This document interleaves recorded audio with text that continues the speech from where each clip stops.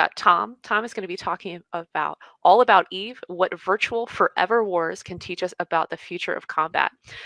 Tom has served for over 25 years in the Navy, where he last worked in OSD's Office of Net Assessment. He also served as a submarine warfare officer during his military service, deploying multiple times, and eventually commanded the USS Olympia from 2013 to 2016. He then went on to serve on the Navy staff, providing insight in the Columbia Class Program. So, Tom, if you're ready, let's take it away. Okay, thanks, Buff. Can you guys hear me? I think so. All right. Well, thanks, and thanks to NavyCon for the opportunity to join the discussion tonight.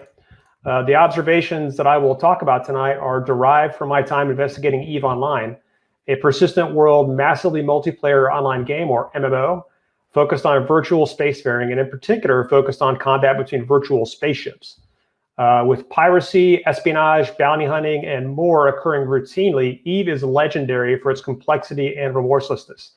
The game even has grief counselors available to help new players overcome and learn from the mental adversity associated with losing ships in the game.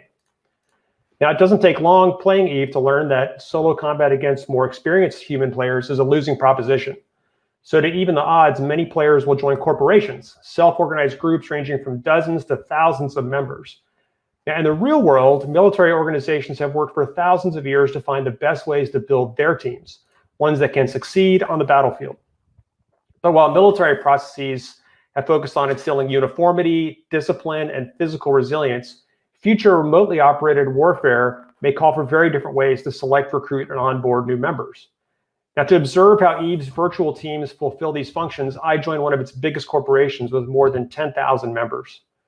The corporation I joined is known for being particularly newbie-friendly, relying on large numbers of new pilots to swarm and overwhelm adversaries. Upon acceptance, the group directed me to its onboarding program, which starts with hyperlinked instructions from the group's in-game bulletin and then sends new pilots to a dedicated website with pages of detailed instructions required to get started as part of the fleet, including guidance on communications channels and formats, fleet operations, logistics, intel reporting, rules of engagement, and more. Some of the pages include animations of actual screen manipulations, like you can see here, to show a pilot exactly how to proceed with the setup process. Other pages include links to download third-party apps used for communications via voice, mobile, and desktop notifications, like Discord, which we're using here tonight to produce this show. One of the first things I noticed in EVE is that information is one of the most important parts of virtual warfare, just as it is in warfare in the real world. This can be seen within the game in the form of a distinct focus on obtaining key information and denying it to adversaries, as well as organizing it in ways that are useful at the pace of battle. In the game, fleet commanders use stealthy reconnaissance ships flown by specialized pilots, disguised neutral ships really under friendly control, and networks of moles within enemy corporations. Real-time video streams, like this one you see here, are used to gain information on forces in neighboring systems, and an awareness of the near certainty of spying from within one's own ranks colors the nature of fleet operations, with sensitive information conducted via separate communication circuits accessible only to trusted members of the game who have granted access to their in-game transactions and communications. Another key aspect of information management is real-time information presentation. In large engagements, a player could be presented with a completely unmanageable flood of information. So to present this data in a useful form, the EVE user interface provides tabs and sorting mechanisms further customized for corporation use. These allow pilots to sort information for traveling or for combat, to quickly select a designated ship, or to warp to a celestial body if a fleet has to immediately disperse. Information management techniques such as these, which are developed within the game over years of competition, may illuminate ideas that are useful in the real world for dealing with factors such as penetration of information systems, fighting within sight of the Internet of Things, and an oversupply rather than a lack of information. With an increasing real-world focus on unmanned platforms, EVE also shows a C2 model that could translate to the real world. Within my corporation, Fleet C2 is executed via multiple means, all internet enabled. Members join voice chat with sub-channels set up for groups like Fleet Command, Reconnaissance, Logistics, and Electronic Warfare. The interface also includes a broadcast window through which a fleet commander can issue commands via single clicks. Text chat channels are used for force coordination, general discussion, and intelligence reporting. The command and control arrangements are flexible, able to support operations ranging from tens to more than 1,000 pilots at a time spread throughout multiple fleets. Here's what it all looks like when it comes together.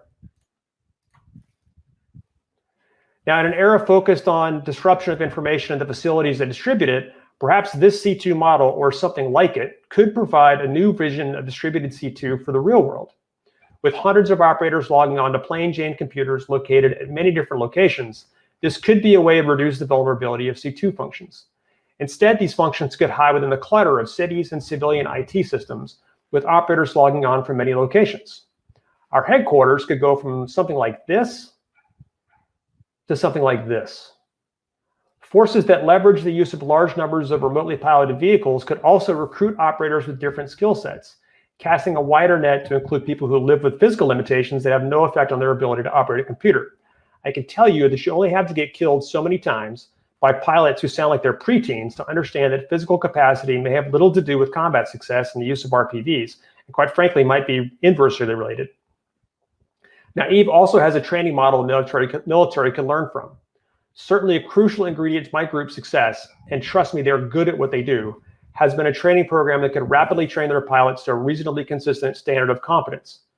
This program is not a product of traditional bureaucratic imperatives. Rather, it's been continuously honed by the harsh competition of Eve's virtual combat.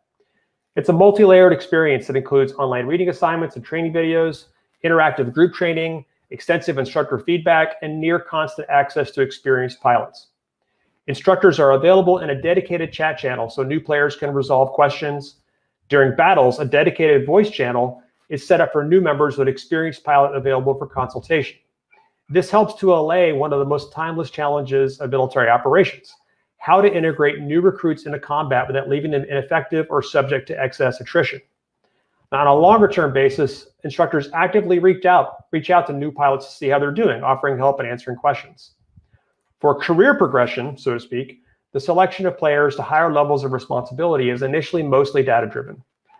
Application to higher levels is initially limited strictly by factors such as time in service, completed skills, participation in fleet action, and combat results. And collection of data on all of this is automated. Selection to higher level command functions is more nuanced. Players who aspire to fleet command can submit requests delineating their experience and their goals, at which point they may be selected to be groomed for command and assigned a specific mentor with whom they will apprentice.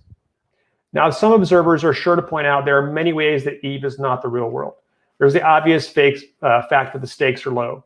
But to this, I can say that while the ships are virtual, the emotions are quite real.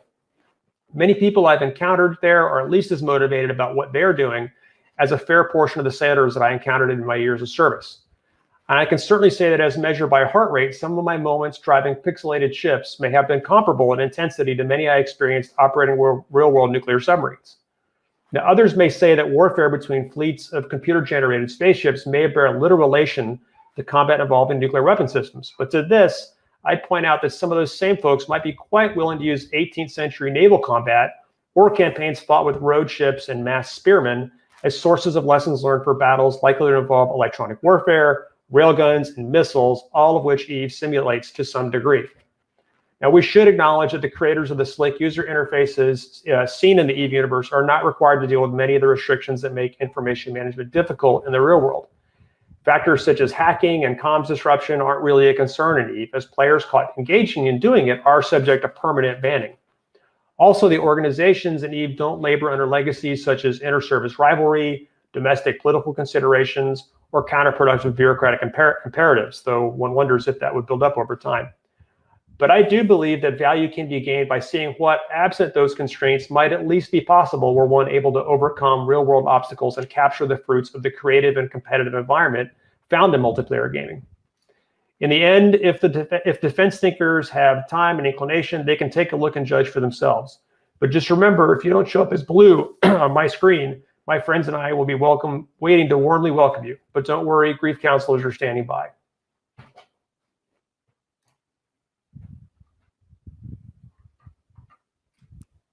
Remember to hit the unmute button this time. All right.